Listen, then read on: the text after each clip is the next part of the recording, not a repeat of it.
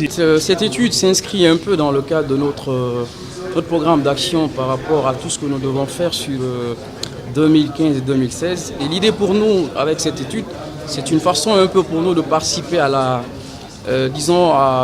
normalisation du discours politique en Guinée, parce que le plus souvent, toutes les fois que nous entendons les politiques parler, on se rend compte que ce n'est souvent pas basé sur des valeurs statistiques qui soient fiables. Et par cette occasion, on a voulu faire en sorte que les partis politiques, toutes les institutions ici savent un peu ce à quoi les gens pensent, ce que les gens pensent d'eux. Maintenant, l'objectif après, c'est de voir comment est-ce que ces institutions, par exemple, peuvent résorber cette image que les gens ont d'eux. Et après, d'autres comme des politiques, les médias, surtout vous devez aujourd'hui vous approprier de ce rapport pour pouvoir interpeller les partis politiques, tous confondus, pour que après, que ce soit véritablement des solutions qui ne soient pas des solutions de façade, mais que la discussion porte sur des statistiques qui tiennent la route. Monsieur, est-ce que le rapport dit? Oui, en gros, le rapport retrace un peu le ressenti de nos populations. Quand on prend par exemple une institution comme l'Assemblée nationale, on a compris par cette étude que les institutions parlementaires ne sont pas véritablement celles qui doivent être. Donc aujourd'hui, nos députés uninominaux doivent retourner à la base, restituer un peu ce qu'ils font comme activité au niveau du Parlement, et les autres institutions aussi qui sont connues pour tel ou tel autre rôle, que ces institutions communiquent à leur niveau pour qu'on sache un peu que ce n'est pas seulement un seul rôle qu'on connaît d'eux. Maintenant aussi, vous les médias, ce serait intéressant de voir un peu le contenu de vos programmes pour que les partis politiques, que tout ce qui intervient chez vous soit véritablement des gens qui vous donneront des statistiques qui tiennent, et que par la même occasion que les populations aient une perception beaucoup plus réduisante de ce que vous faites comme action. Est-ce que vous pouvez nous dire quand est-ce que vous avez commencé les enquêtes? Comment? Est-ce que vous pouvez nous dire quand est-ce que vous avez commencé les enquêtes sur le terrain? Oui, je rappelle que cette étude a été menée entre le 22 et le 24 décembre, et nous avons pris le soin de le faire lire par beaucoup plus de gens, une façon un peu de valider l'étude, et après ce qui a fait qu'on a pu le publier que pour aujourd'hui.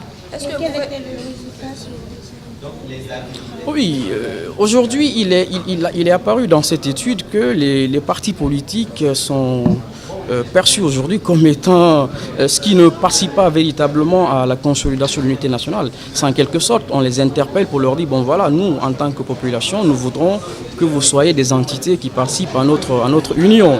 Maintenant, quand vous regardez un peu le rapport, vous allez voir qu'il y a beaucoup de thématiques qui sont développées. Nous avons par exemple eu le soin de chercher à connaître ce que les populations envisagent, ce qui serait un peu leurs préoccupations sur d'autres entités, sur d'autres thématiques, qui sont aussi les pistes de recherche que nous allons très prochainement mettre en œuvre. Est-ce que vous pouvez faire un peu de résumé sur les statistiques?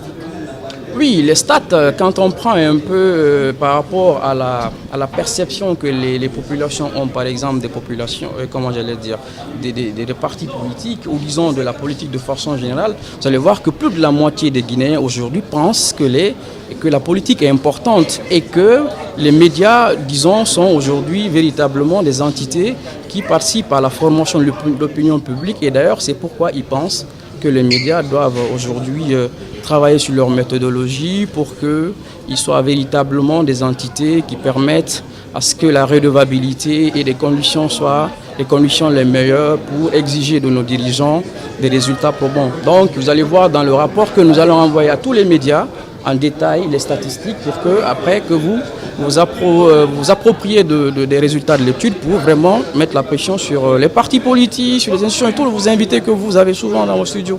Quelle sera la prochaine étape? Oui, si vous avez compris un peu dans cette communication que nous avons faite, on a dit non que cette étude s'inscrit dans le cadre du programme d'appui à la crédibilité et à la transparence des élections du Centre européen d'appui au processus électoral.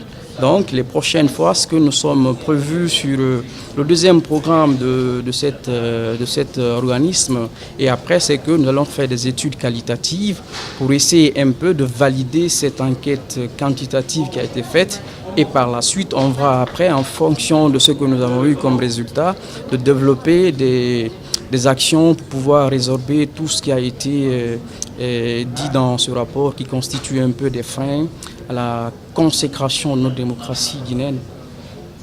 de nous affecter, disons, des experts qui sont venus nous aider dans le cadre de la réalisation de la méthodologie, parce que vous avez compris tout de suite que la discussion a beaucoup plus porté sur la méthodologie que donc l'Université de Liège, à travers le centre européen, la cellule d'appui politologique d'Afrique et des Caraïbes de l'Université de Liège, qui est assez ponctuelle et assez spécifique dans ce genre d'études. Celle-ci nous a assisté. Donc, pour nous, c'est ce qui est le plus important dans cette étude. Et la primeur, c'est qu'après, c'est que nous aurons très prochainement d'autres organismes aussi qui viendront à travers ce programme de EQS financé par l'Union européenne, qui viendront nous aider à mieux peaufiner notre méthodologie. C'est d'ailleurs ce qui fait que les gens s'interrogent beaucoup sur la méthodologie, parce qu'elle est toute nouvelle. C'est une méthodologie qui n'a encore pas été expérimentée en Guinée. C'est la méthodologie des itinéraires